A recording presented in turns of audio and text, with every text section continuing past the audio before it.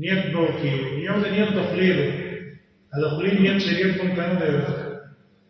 یو کسان جنازه نه کوي، یا ما ته نیت نه دی، دا د زړه نیت دی چې دا جنازه کوم په دې مړي ته پکې دعا کوو. بس وړه کې دا راوله، الله اکبر، الله اکبر پسې اعوذ بالله، بسم الله، الحمد لله، سبحانك اللهم.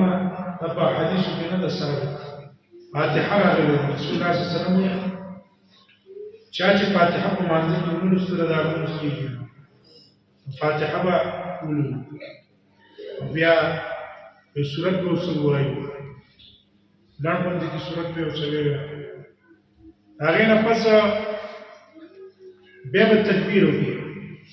د تکبیر سره لاسونه پورته کول نه افضل دی.